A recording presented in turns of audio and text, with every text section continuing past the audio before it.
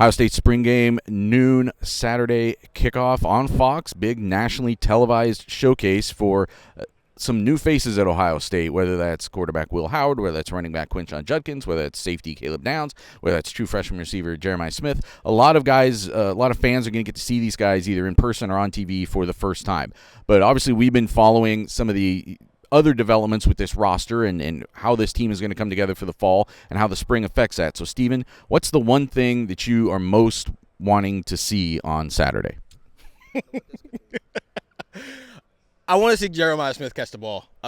In all seriousness, though, the spring game is supposed to be entertaining at the end of the day here, right? Because especially with the way this spring game under Ryan Day has kind of turned into, we're not going to see a lot of the starters. We're just not. So there's not a lot of opportunity to see, what's Denzel Burke doing against Emeka Egbuka and on down the list there. And even the offensive defensive line stuff might not completely be a thing if Donovan Jackson and Joshua Simmons aren't doing a whole lot. So now it's like, what's entertaining? What's going to be entertaining is seeing Jeremiah Smith just line up against different DBs. And sometimes he's going to win, and it's going to go on social media. But we were in here for a pro practice. He didn't win every single time. There were guys who combated back at that. Jermaine Matthews had a couple of times. Aaron Scott had a couple of times. Denzel Burke had a couple of times. This is supposed to be for the fans.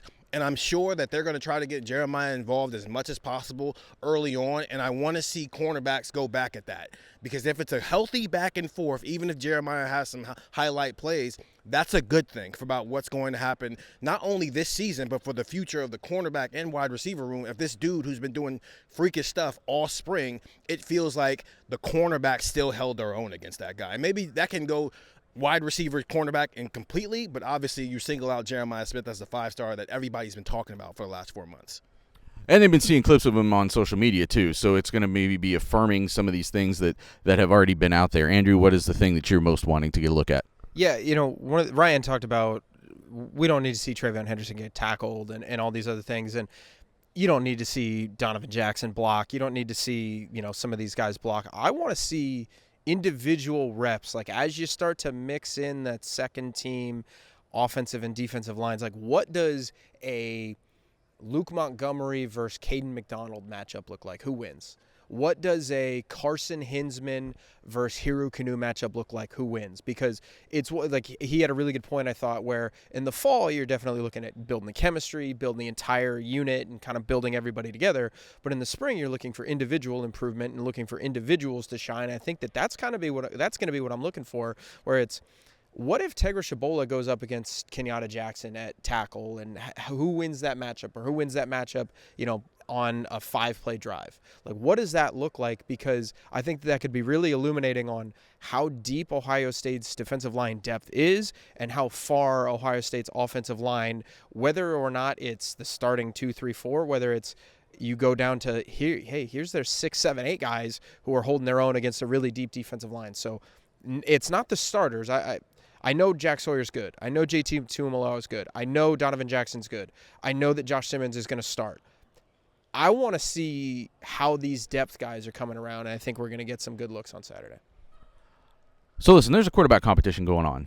There was a quarterback competition last spring. We were deprived of the head-to-head that was supposed to happen. Devin Brown hurt his finger, couldn't play in the spring game, so we just saw a lot of Common Core. It didn't tell us a whole lot, and it didn't advance what was going on there. And we've been building all spring to try to follow these guys as much as possible. And I want to see what all three of these guys look like running the number one offense. I guess those three guys I'm talking about is obviously Devin Brown, Will Howard, and Julian Sayin, who Ryan Day was talking about in sort of glowing terms today. I think Keen Holtz and Noland don't seem to be in that same conversation right now. And I want to see what all three of these guys look like running essentially the same offense against essentially the same defense and doing it in a game situation.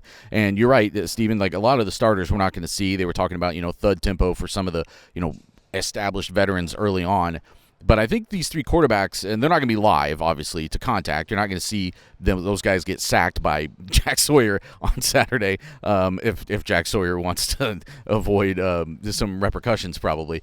But we want to see what those guys look like out there actually quarterbacking this team. We've gotten flashes of it.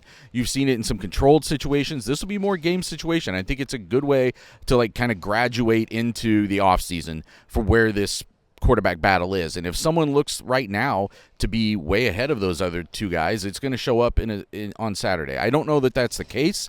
I think it'd be more interesting in some ways to see, are all three of these guys really kind of trading off and battling each other, because that's the impression we're getting, and each of them having their moments, and what do those moments look like on Saturday. We will be there. You can watch it on Fox at noon. You can still get tickets. Ryan Day said about 50,000 tickets sold, so that means only half full, $10 a shot.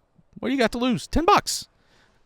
Come watch Ohio State spring game, or even if you do, come to Buckeye Talk immediately after for another episode and get the text 614-350-3315. If you can't spend $10 on a spring game ticket, spend $0 on a Buckeye Talk text subscription, because you can just sign up and then cancel after 2 weeks and you're out for free. Get the text 614-350-3315, news, updates, analysis, everything else from the spring game and on into the offseason from Buckeye Talk.